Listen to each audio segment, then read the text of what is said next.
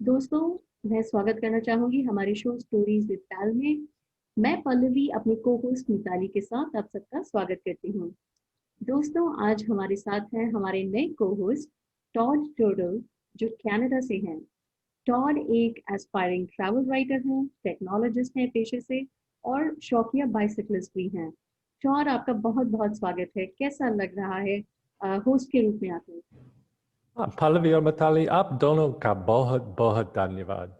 पल्लवी, सच कहूँ तो मुझे बहुत अच्छा लग रहा है। पल्लवी, सच में ये बहुत खुशी की बात है कि टॉड हमारे साथ है। टॉड शुरू से ही हमसे जुड़ना चाहते थे, पर समय के अभाव के कारण वो नहीं जुड़ पाए। पर आज वो हमारे साथ है, तो ये हमारे लिए बहुत खुशी की बात है। और पल्लवी, मैं अपने सभी दोस्तों को बता दूं कि आज हमारा शो बहुत संगीतमय होने वाला है, क्योंकि आज हमारे साथ जुड़ रही हैं बिलासपुर की रश्मि रामेश्वर गुप्ता जी। जी बिल्कुल। रश्मि जी एक शिक्षिका हैं, गायिका हैं, लेखिका हैं। रश्मि जी को अनेक सम्मानों से भी नवाजा गया है। दोस्तों, आज के शो में हम रश्मि जी के कार्यों और उनके विचारों को जानेंगे। रश्मि जी, स्वागत है आपका हमारे शो स्टोरीज विद पैल पर। कैसी हैं आप? Thank you ma'am. बहुत अच्छी, फाइन। आप कैसी हैं? जी एकदम बढ़िया, और हमें बहुत खुशी है कि आप हमारे शो पर हमारे साथ जुड़ी और हमें ये मौका दिया आपको और करीब से जानने का। Thank you ma'am. Rashmi ji, आप एक अध्यापिका है और मैं आज तक अपने अध्यापकों को याद करता हूँ। अभी जब सभी स्कूल बंद है तो आप किस प्रकार बच्चों को शिक्षा दे रही हैं? जी, अभी कोरोना की वजह से बच्चे तो स्कूल नहीं आ रहे हैं, तो हम लोग ऑनलाइन शिक्षा देते हैं उनको। व्हाट्सएप के माध्यम से या ऐप के माध्यम से पढ़ई तुहर दुआर करके जो अभियान चल रहा है, उसके तहत हम सभी पूरे छत्तीसगढ़ के बच्चे जुड़े हुए हैं इस ग्रुप से। और सभी शिक्षक-शिक्षिकाएँ मीटिंग लेती हैं और इस तरह से उनको शिक्षित करने का प्रयास कर रहे हैं। कुछ टीचर्स हैं जो मोहल्ले में जाकर उनको अध्यापन करवा रहे हैं सोशल डिस्टेंसिंग के चलते। और उनकी पढ़ाई के लिए भरसक प्रयास कर रहे हैं हम कि वो कहीं से पीछे ना रहें। जी। तो पल्लवी, जैसे मैंने कहा था और सभी दर्शकों को कहूँ कि मैंने कहा था कि ये जो एपिसोड है बहुत संगीतमय होने वाला है। और मैं आपको बता दूं कि रश्मि जी बहुत अच्छा गाना गाती हैं और लिखती भी बहुत अच्छा है। तो रश्मि जी, हम चाहते हैं कि आप अपनी कोई रचना सुनाएं, गाकर सुनाएं, वो भी छत्तीसगढ़ी में।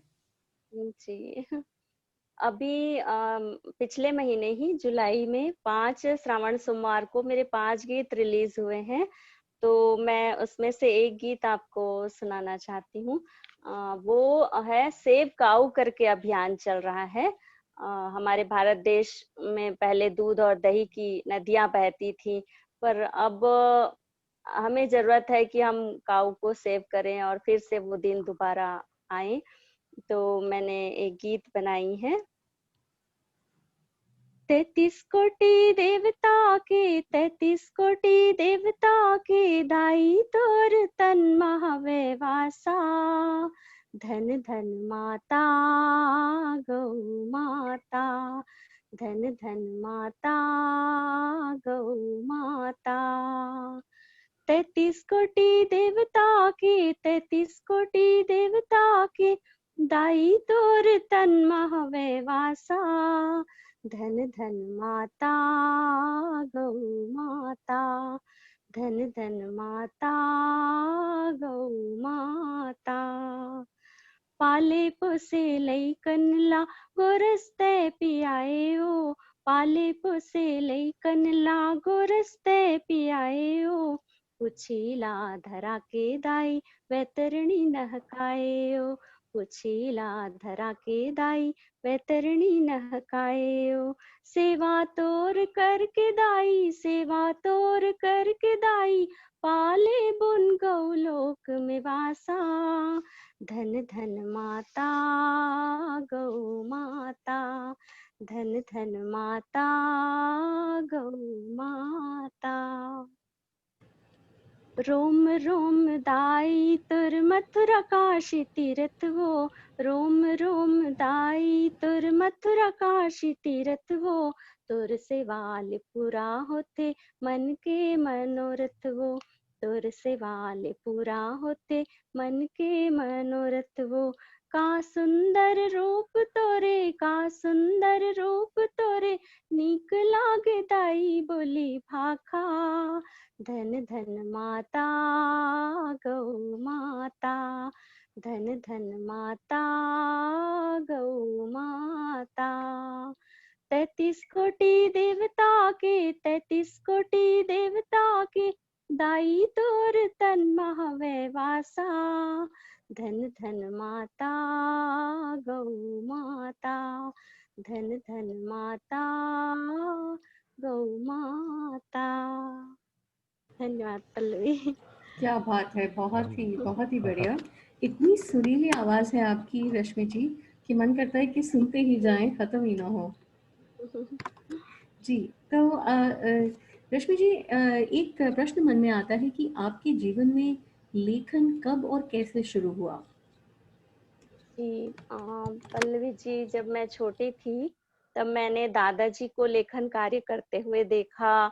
मेरे चाचा जी, मेरी चाची सभी लगभग इस क्षेत्र से जुड़े हुए थे और मेरे चाचा जी ने तो पूरे गुप्ता समाज का पंजीयन करवाया था, उनको एकत्रित किया था। उस ज़माने में जब महिलाएँ घर से निकलती नहीं थी, घूंघट में रहती थीं, उस ज़माने में मेरी चाची ने सभी महिलाओं को जागरूक करने का कार्य किया और सामाजिक पत्र-पत्रिकाओं में दादाजी के और चाचा-चाची के लेख आते रहते थे और मेरी दादी हमेशा धार्मिक ग्रंथों का पाठ करते रहती थी बैठे-बैठे पूरे टाइम और बहुत अच्छी-अच्छी बातें मुझे सुनने को मिलती थी उनसे।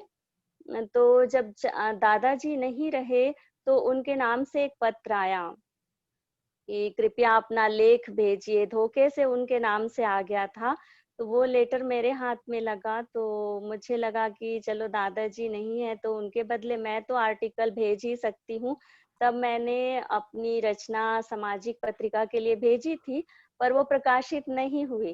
तो मैंने चाचा जी से ये बात शेयर की कि चाचा जी मैंने तो अपनी रचना भेजी थी पर वो नहीं आ पाई। तो चाचा जी बोले कि ऐसा करो आप हमारा नाम लेना संपादक को और बोलना कि मैं उनकी भतीजी हूँ और फिर देखना कैसे तुम्हारा आर्टिकल नहीं आता है। तो मैं मन में सोची कि अगर मेरी रचना में दम नहीं है और मैं चाचा जी का नाम लेके उसको प्रकाशित करवा रही हूँ तो ये तो गलत होगा ना। अगर मेरी रचना में दम है तो बिना किसी अप्रोच के मेरी रचना प्रकाशित होगी। तो मैंने कुछ नहीं कहा चाचा जी से पर फिर काफ़ी दिनों बाद फिर मैंने एक रचना भेजी, तो उस रचना के लिए इतने प्रशंसा पत्र आए कि संपादक को उसको प्रकाशित करना पड़ा पत्र को। तो कहीं न कहीं मुझे पॉजिटिव एनर्जी मिली और तब से लगातार मैं आज तक लिखती चली जा रही हूँ। मेरी पहली रचना 1994 में प्रकाशित हुई थी। क्या बात है, बहुत ही बढ़िया। और ये एक बहुत ही मैं कहना चाहूँगी कि खुशी की बात है कि आप अपने दादाजी के पचिनों पर चली और आपने उस चीज़ को एक इंस्पिरेशन की तरह लिया। और एक बहुत ही अच्छी बात आपने कही कि अगर आपकी रचनाओं में वो बात है, वो दम है, तो आपने उस चीज़ का इंतज़ार किया कि वो अपने दम पर लोगों को हाँ, पसंद आए, प्रकाशित हो। जी। प्रकाशित हो। औ और अभी छत्तीसगढ़ी भाषा में प्रथम प्रेरक प्रसंग के रूप में मेरी जो किताब है वो चर्चा में है। सियान मन के सीख भाग 1 और भाग 2 प्रकाशित हो चुकी है मेरी और हिंदी में भी लेखन करती हूँ मैं, तो उसमें एक दीप जला देना करके मेरी बुक अभी राष्ट्रीय पुस्तक मेला में उसका विमोचन हुआ। क्या बात है। और अच्छा रिस्पांस मिल रहा है, पाठकों का आशीर्वाद पर्याप्त मिल रहा है। तो इस तरह से लेखनी जारी है। बहुत ही बढ़िया। हम तो ये चाहेंगे कि आप इसी तरह दिनों-दिन तरक्की करते रहें। क्या कहती हो मिताली और टॉड कुछ? मुझे बहुत खुशी हो रही है और पल्लवी और टॉड मैं बताना चाहती हूँ कि मेरे प्राइमरी टीचर जो हैं हाँ। रामेश्वर गुप्ता सर, उनकी वाइफ हैं रश्मि जी। अरे तो क्या बात है। सर मुझे बचपन से जानते हैं और मुझे याद है जब इनकी शादी होने वाली थी तब हम सब बहुत एक्साइटेड थे। हमको सिर्फ इतना पता था कि सर की शादी किसी रश्मि नाम की लड़की से हो रही है और हम बहुत एक्साइटेड थे, हम देखने के लिए बहुत एक्साइटेड थे कि कौन है। सर के मन में भी आपके प्रति बहुत स्नेह है मिताली, हमेशा आपका जिक्र करते हैं वो, और इतने खुश होते हैं, बहुत खुश होते हैं, बताते हैं ये मेरी स्टूडेंट है और हमें गर्व होता है आपके कार्यों को देखकर कि आप लगातार ऊंचाइयों को छू रही हैं और ईश्वर करे आप हमेशा आगे ही बढ़ते रहें। और ये मेरे लिए खुशी की बात है कि इस कार्यक्रम के माध्यम से मैं आपके रूबरू हो पाई। जी बहुत बहुत बढ़िया। तो रश्मि जी जाते जाते अपनी पसंद की एक रचना और हमें और सुना दीजिए हमारे दर्शकों को। जी, मैं आपको हिंदी की एक रचना सुना देती हूँ। मैं कह रही हूँ कि अगर गाकर सुनाएंगे तो और मजा आएगा। जी जी जी बिल्कुल श्योर। इस गीत का भाव ये है कि कोई भी व्यक्ति जो है वो बहुत ज्यादा क्या कहना चाहिए, ऐसा नहीं होता कि जिसमें कहीं कोई गड़बड़ी ना हो, कुछ छोटी मोटी गलतियां ना हो किसी व्यक्ति से, ऐसा कोई इंसान इस धरती पर नहीं है। उसी के ऊपर एक गीत है। नहीं कोई पावन गंगा के जल सा कि आओ नहा ले, पुण्य कमा ले। नहीं कोई पावन गंगा के जल सा कि आओ नहा ले, पुण्य कमा ले। नहीं कोई पावन। आते हैं सब इस दुनिया में लेकिन जाते हैं सुख से दुनिया से कितने। आते हैं सब इस दुनिया में लेकिन जाते हैं सुख से दुनिया से कितने। हृदय में अपने सबको जगा दे, कट जाएंगे दिन अपनी खुशी से। गिरते हुए को आओ संभाले, जीवन को अपने धन्य बना ले। नहीं कोई पावन। बीतेंगी रातें होंगी सुबह फिर, चमकेगा सूरज फिर आसमां पे।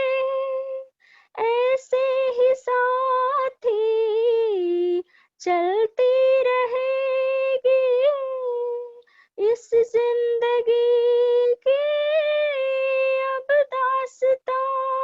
ये जितने भी गम है इस जिंदगी के, सबको भुला कर जीवन सजा ले।